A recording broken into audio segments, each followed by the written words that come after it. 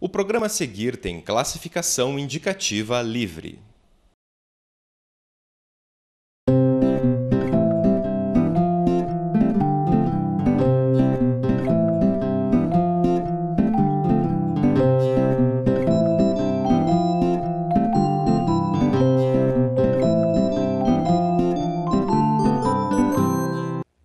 Olá, este é o programa Sem Brincadeira, falamos de crianças e adolescentes. O programa Sem Brincadeira é uma parceria do Grupo de Defesa dos Direitos da Criança e do Adolescente e da TV, da Universidade Federal do Paraná. Falamos de temas diversos e conosco hoje Dr. Luiz Ernesto Pujol, médico, pediatra. E Pujol, você trabalha na unidade do trauma do Hospital do Trabalhador, pronto-socorro do trauma do Hospital do Trabalhador. Vamos falar hoje, que foi o convite que eu te fiz, né, mesmo como membro do Grupo Dedica, para falarmos sobre prevenção de acidentes. As crianças crescem, infelizmente, a gente sabe que até o início da adolescência, mais de 80% dos acidentes acontecem dentro de casa, né? No começo, por uma falta de proteção passiva desses pais, quando o bebê tem acesso a uma escada, quando ele tem acesso ao fogão, né? E depois a proteção ativa mesmo, ensinando essa criança já bem mais velha. Me impressiona às vezes que os pais querem que crianças de 1 ano e meio, 2 anos, que não fazem relação de causa e efeito, eu coloquei o dedo na tomada, doeu, não vou colocar mais. Eles não fazem isso, né? Mas os pais esperam que eles façam. E às vezes a gente escuta, né, a voz aconselhando, deixa que ele se machuque que ele aprende. E não sei no teu consultório, no meu, a escadinha que sobe para a mesa de exame é o brinquedo mais interessante para os bebês, né? E eles podem cair que eles vão subir de novo, né? Então, quem sabe você pode trazer para a gente essa tua experiência muito rica. Que tipos de acidentes mais comuns, que são graves porque precisam ir para um pronto-socorro, chegam para você? Luci, você coloca bem. Primeira questão com relação a acidente e principalmente acidente intradomiciliar, dentro do domicílio. É um grande volume, assim, estatisticamente acho que não interessa a ninguém que nos ouve, mas só para ter uma ideia, nós temos uma média, só nesse pronto-socorro do Hospital do Trabalhador, uma média de 80 atendimentos por dia por acidentes dentro de casa, excluindo os que não chegam a nós e os que vão para os outros hospitais.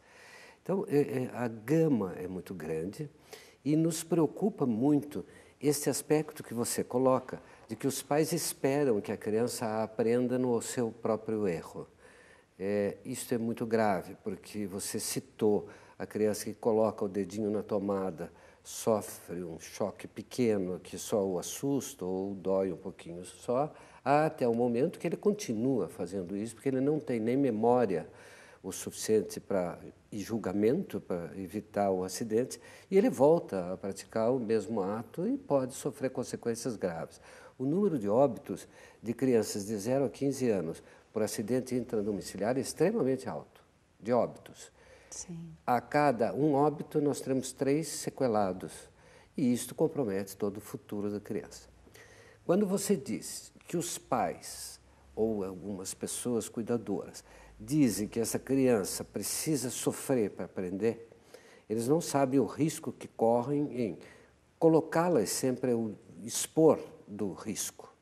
Então, o que é a recomendação nossa, como instituição pública, a sua e a minha como pediatras, da Sociedade de Pediatria, tentar divulgar ao máximo as medidas preventivas, não deixe essa criança sofrer. Pode ser um sofrimento pequeno, de fato, mas ela não vai aprender com isso, sem dúvida nenhuma. E você teve um programa, alguns dias atrás, falando de limites. Este limite é muito importante, que seja dado à criança, mas com afeto, com carinho, com atenção, com respeito, e mostrando-a para ela. Mesmo que tenhamos que repetir muitas vezes a mesma informação, até que isto cale na sua memória, e nós temos que entender que crianças até os 4 anos têm uma memória muito frágil, ela guarda muito poucas coisas e nós temos que repetir isto com muita frequência para que ela possa captar e entender a mensagem que se dá de riscos dentro de casa. Falando no trauma, diretamente, nós temos quase uma escala de ocorrências. Por exemplo, o que mais atendemos em pronto-socorro? Quedas. E as quedas mais absurdas que você possa imaginar. A queda de uma criança que corre num ambiente liso e úmido, queda da escada. E a escada é um chamariz. Imagine só um cidadãozinho de 1 ano e meio, 2 anos, que começa a aumentar a sua mobilidade, ele encontra um caminho ao céu. Né? Os meus horizontes, a cada degrau que ele consegue subir, se ele olhar para o lado, a amplitude visual dele melhora. Deve ser uma sensação espetacular, né? Com certeza. E ele vai querer repetir aquilo, sem dúvida. Então, coloque-se um anteparo qualquer que impeça o acesso a essa escada. Sim. Seguro, né? Seguro, então um fixo portãozinho fixo na parede, uma coisa que não seja fácil de abrir, porque a criança tem muita criatividade.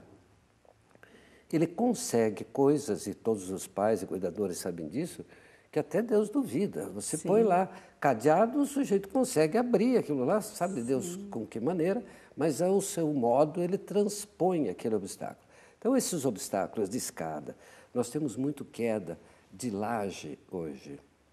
Então, as casas mais de periferia, é interessante que tenham um espaço aberto, que dê visão, que dê insolação, que dê aeração à casa. No entanto, é uma plataforma sem nenhuma proteção. Nós temos quedas de lajes extraordinariamente perigosas, com graves consequências para as crianças.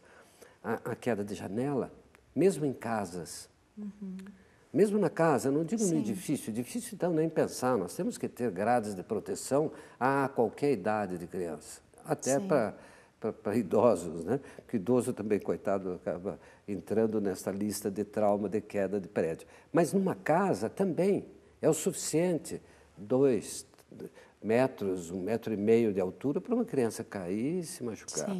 E as quedas de berço e cama, onde a mãe coloca a criança no bercinho ou num troca-fraldas ou na cama do próprio casal e se vira para pegar uma fralda, mas não tenha dúvida, depois dos 6 meses que a criança já consegue rolar bem, ele tenta o suicídio, ele se joga, ele vem para baixo. Sim, ele não sabe o que vai acontecer de jeito nenhum. Então, esses cuidados para os pais. Então, nós temos as quedas. Agora, no verão, um índice muito grande de afogamentos, mas muito grande. E é aquela crendice que alguns pais têm de que o filho foi a uma escola de natação e ele sabe nadar. Ele sabe nadar quando ele está preparado para o choque aquático.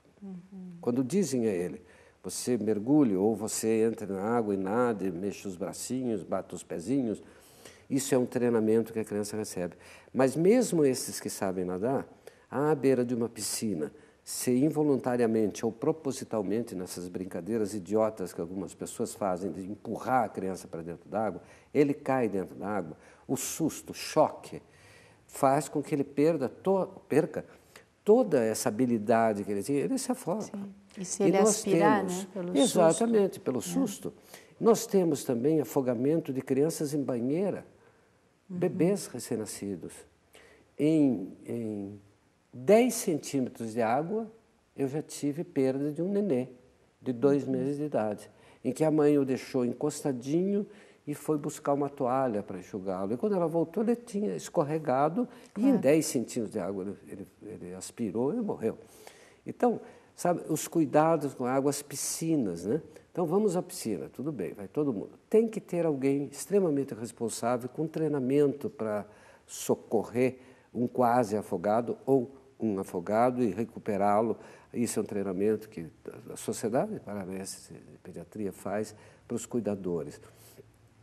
Mar, né? É inadmissível os pais ficarem embaixo de um guarda-sol e deixarem seus filhos sozinhos à beira-mar. Não, mas ele está no rasinho.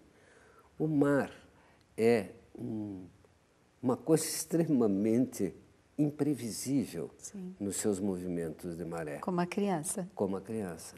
Então, quando ele estiver só com o tornozelo mergulhado, daqui a pouco ele não está mais com o tornozelo, ele está com o joelhinho, e aí ele se desequilibra a qualquer movimento de água.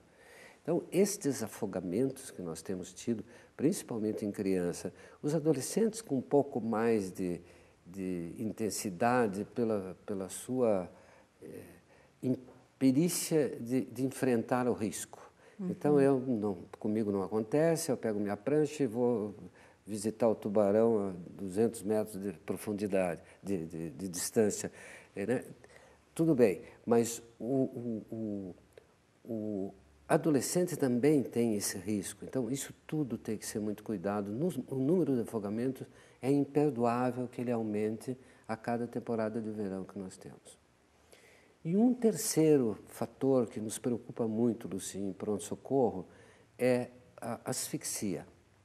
E a asfixia das maneiras mais estrambólicas que você possa imaginar. Crianças que se asfixiam com o próprio cordão da chupeta, com o cordão da cortina que estava pendurado. Criança que se asfixia pegando um saco plástico de supermercado, e aí é muito interessante porque ela vai se esconder, então ela põe na cabecinha e enfia aquilo até o pescoço. Só que quando ela respira o plástico junto e faz uma obstrução respiratória gravíssima. Né? Alguns brinquedos que fazem asfixia de peças pequenininhas, móveis e descartáveis. Então a criança arranca uma roda de um caminhãozinho e experimenta, porque ele lembra uma balinha, ele põe na boca e inadvertidamente pode se asfixiar com amendoim, às vezes com grão de pipoca. Então a assistência, os riscos, as maneiras de se fazer com que essas crianças não acabem num pronto-socorro, não acabem trazendo todos os riscos que tem, Luci, de sentimento de culpa dos pais, impotência do médico perante tentativa de salvar uma criança e não consegue, o sofrimento emocional de todos os envolvidos numa situação dessas, a perda de um filho, o eterno cuidar de um sequelado por uma besteira de falta de atenção da gente e dos cuidadores, né? Isto tudo e os gastos que isso traz. Um hospital público como o nosso gasta uma fortuna para manter, às vezes, uma criança dessas vivas e nem sempre as devolve inteiras, quase sempre aos pedaços, se não físicos, emocionalmente, intelectualmente abalados. Sim. Eu acho que podemos deixar um pouco mais para depois o resto que eu gostaria de conversar com você. Sim, acho que nós vamos fazer uma pequena pausa e acho que seria muito importante a gente falar no segundo bloco como evitar tudo isso, porque acidentes são evitáveis. Não? A palavra acidente é uma palavra infeliz, porque a ideia é que você não podia evitar. E isso não é verdade, né? Já se tentou trocar por injúrias, traumas, não intencionais, mas nós precisamos mudar essa ideia. Os acidentes são evitáveis e depende de nós, depende da orientação e depende de quem está perto de uma criança. A gente volta já já. Então, continuamos no próximo bloco falando com o Dr. Luiz Ernesto Pujol, médico pediatra como eu, e falamos sobre prevenção de acidentes. A responsabilidade é do mundo adulto, não é da criança. Até já.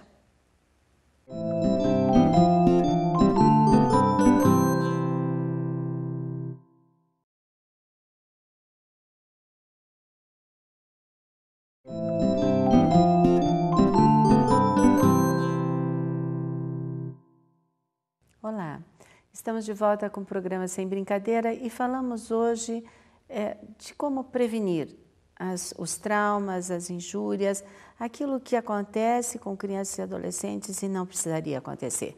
Hoje no Brasil, as causas externas, que são mortes violentas e acidentes, correspondem à maior causa a partir de 1 ano de idade. Isso significa que nossas crianças, nossos adolescentes, o adulto jovem, e isso é até 39 anos de idade, hoje morrem, a maioria deles, por coisas que nós poderíamos evitar. Conosco hoje, Dr. Luiz Ernesto Pujol, e falamos então da tua experiência no pronto-socorro de trauma do Hospital do Trabalhador como pediatra, e você falou, né, dessa tristeza que é atender uma criança por uma coisa que poderia ser evitada. Quem sabe nós podemos falar nesse bloco, João, como evitar? Você comentou da criança que cai da cama, até eu como pediatra, um dos primeiros traumas que os pais trazem à criança é a queda da cama da mãe e do pai. Então, são bebês de 4, 5, dependendo da mobilidade desse bebê, que não avisa, amanhã eu vou rolar, né? E ela põe na cama, e ela deixa na cama de casal, sem grade, e de repente encontra o bebê no chão. E como ele tem um volume encefálico muito maior do que proporcional ao resto do corpo, infelizmente o que chega primeiro ao chão é a cabecinha, né? Então, dependendo do chão, dependendo da altura da cama, agora muito altas, né, nós podemos ter traumas muito sérios. Então, era muito importante que os pais pudessem saber antes qual a habilidade motora que seu filho vai ter. A capacidade exploratória, porque criança explora tudo, ele está descobrindo o mundo, né? Ele precisa pegar, lamber, pôr na boca, morder. E mesmo crianças maiores, né, a gente vê eles rolando no chão do shopping, porque ele tem que saber o que é um chão, lambendo a vitrine, né? Para ver o que é aquele vidro, né? Então, o que nós poderíamos falar para pais, para pessoas que trabalham com crianças, como os berçários, as escolas, né? E a Sociedade de Pediatria tem manuais escritos sobre isso, né? Então, no site da própria sociedade, nossa Sociedade de Pediatria, no Departamento de Segurança, que você faz parte, eu faço parte, né? Nós temos ali escrito normas de segurança. Mas para quem nos escuta hoje, o que nós poderíamos falar sobre prevenção? Lucia, eu acho que a primeira informação que nós temos que dar é que não se iludam os pais e os cuidadores de que eles vão conseguir evitar totalmente um acidente. Primeiro porque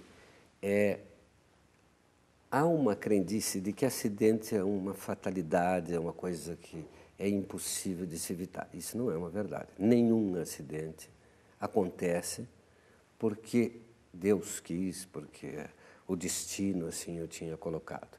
Todos eles são evitáveis. Então, esse aspecto se coloca, o que podemos fazer para evitar? Na verdade, por mais que o façamos, sempre vai haver alguma situação em que nos escapa, até porque a criança é totalmente imprevisível.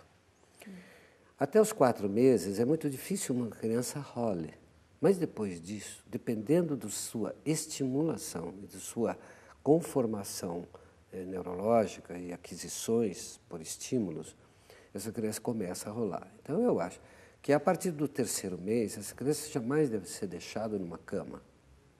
Eu deixo aqui, eu vou fazer alguma coisa. Não, ela vai cair. Berços com grades muito baixas, a partir do 8º, 9º mês de vida, a criança quer ficar de pé e ela se segura. Se ela tem um berço de grade muito baixa, ela capota. E sem dúvida nenhuma, você já explanou isso com muita propriedade, a cabeça é o lugar mais pesado da criança e ela vai de cabeça em tudo, na parede, no chão, em qualquer lugar que ela tenha, é a cabeça, porque é a parte mais pesada do organismo e a ação da gravidade faz isso.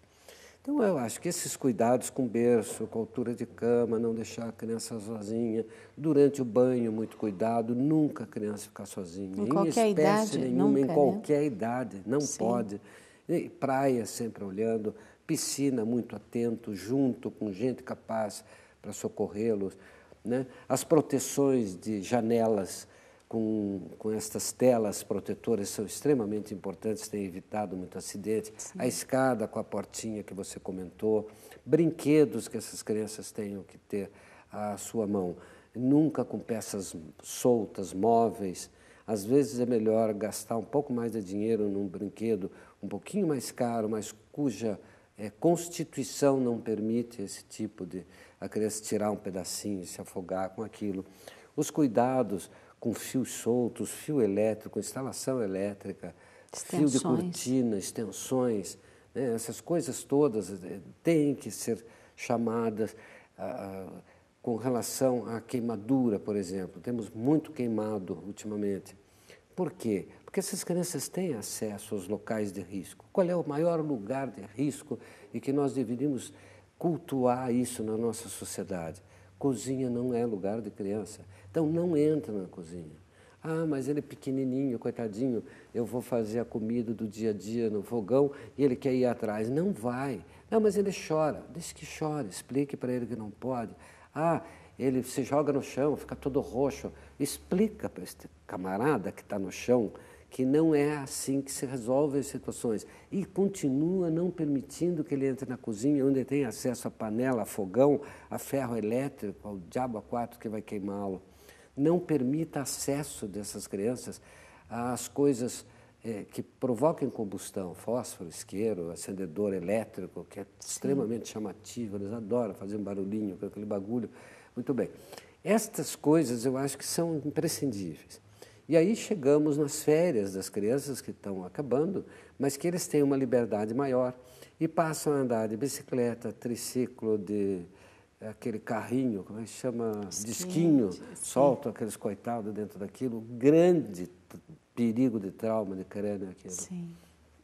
Então, aí dá um skate para o coitado do sujeito, mas ele sai feliz da vida pelo mundo andando naquilo sem um sinal de proteção. Sim. Não usa um capacete. Eu dificilmente vejo um skatista, um ciclista de capacete. Isso tinha que ser lei. Sim. É lei para o sujeito que anda de motocicleta. Por que não? Porque anda de bicicleta. E tem que ter essa proteção cotoveleira, joelheira, sabe? As medidas de proteção, elas estão aí. O que está havendo, Luci, não é nenhuma desinformação da sociedade, porque a sociedade sabe disso. O que está havendo é um não olhar correto para os riscos que essas crianças correm. E a gente vê dentro do pronto-socorro, que é o trauma, que é a hora do momento da desgraça, a família inteira se desestruturando, um querendo culpar o outro pelo que aconteceu, e, desgraçadamente, ninguém tomou a iniciativa. E eu acho que isso tinha que partir de nós, de cada um de nós. Não vamos esperar que o governo só assuma essas coisas ou que e faça uma multa. a impor lei e multa para multar Sim. criança. Tem mãe que diz, mas quer dizer que o meu filho vai andar no triciclozinho dele de 3 rodinhas, pedalando com dificuldade de capacete? Vai. Porque é aí que você vai evitar que o teu filho ou morra, ou com 18, 20, 25 anos esteja usando fralda e paralítico numa cama. Sim. Sabe? Então, tem que ser um pouco chocante, eu acho, que a mensagem da necessidade premente de que as pessoas voltem a ter os cuidados. Eu ouço algumas mães e algumas avós dizerem, não, mas no meu tempo não havia nada disso e não acontecia. Não acontecia porque ela não trabalha no pronto-socorro. Sim, vai lá. sempre aconteceu. Há 30 anos nós tínhamos 20 acidentados dentro de casa por dia. Hoje nós temos 80. Sim. Ah, porque a população aumentou. E porque a população aumentou, nós vamos deixar que as crianças morram? Não. Vamos fazer com que as pessoas se conscientizem que quando deem uma bicicleta ao seu filho, ou deem pelo menos com o capacete. Sim. Eu já não digo a cotoveleira, mas um capacete é imprescindível. Sim. Eu acho que isso o trauma craniano é extremamente importante. Ele deixa sequela na grande maioria. E uma coisa, né? Luci, que eu gostaria, desculpa, quem sabe não esteja nem na tua ideia de nós conversarmos, mas que eu não posso me furtar, são os animais domiciliares. Sim. O que nós temos atendido de crianças mordidas, principalmente por cães, e não precisa ser Rottweiler, não. Chihuahua também machuca. Um bebê e arranca dedo e deixa cego. Mas principalmente os animais de grande porte. Não tem como. Você recebe dentro de um hospital uma criança, ela não está mordida, ela está estraçalhada por um desses animais, principalmente esse Rottweiler que todo mundo fala, tem medo, mas vivem soltos, ficam no quintal porque foram criados junto com a criança. Não, ela brinca, ela monta no animal. Ela monta no animal. Sim. Até a hora que o animal não gostar dessa brincadeirinha. Sim. E aí ele não tem outra maneira a não ser estraçalhar. Sim. E nós temos perdido muitas crianças, nós temos tido muita sequela com mordidas de animais. Eu acho que o animal pode ser bonito, ele pode ser bem cuidado, ele pode ser bem tratado, ele pode ir ao veterinário. Gastam muitas gentes muito mais dinheiro no cuidado de cosmética desses animais do que em prevenção. Sim. E não custa manter esses animais. Não, ele precisa de espaço. Precisa de espaço? Aumente o espaço dele e diminua do teu filho. Porque aonde ele tem circulando, o teu filho não irá. E ele não sai da coleira, ele não anda sem focinheira. E são coisas, você, que são extremamente dolorosas você ter que tentar reconstruir Sim. um físico de uma criança. Sim. Por uma questão de que, não, ele é que nem um filho. Quando ele morrer, eu vou sentir como se morresse um filho. Sentimento com animal, tudo bem. Se as pessoas têm e o querem, que o cultuem. No entanto, protejam seus filhos. Sim, com certeza. Acho que isso é muito importante, Luciana. Certo. A gente está terminando nosso programa, mas acho isso fundamental, porque se confunde um pouco, né? Como se o animal pudesse ter um raciocínio lógico, Exato. como se ele pudesse ter bom senso. Nem a criança tem bom senso, nem o animal. E qualquer coisa que lhe ameace ou cause dor, mesmo o mais dócil, pode se transformar em muito feroz, é um instinto dele. Instinto. E às vezes se confunde esse carinho, às vezes até um animal que veio antes desse bebê para casa, né? E que ocupava um lugar, isso, atenção. E que vai, infelizmente, causar risco nas crianças, né? E até você diz, diminui o espaço da criança, puxa, quem que precisa mais, né? Vamos dizer aí, digo, né? Vamos Mas você tem toda a razão, né? Então, acho que nós vamos terminar nosso programa. Eu agradeço a você, membro do Dedica, né? E eu vou deixar a ideia que tudo isso que nós conversamos está escrito também, né? Tem razão. Então, a gente convida você, da escola, do berçário, os pais, os professores, a procurar no site da Sociedade Brasileira de Pediatria. É uma entrada gratuita para pais, chama DC, Departamento Científico de Segurança, e você pode encontrar ali até um checklist. Vamos ver na nossa casa o que pode representar um risco para as nossas crianças.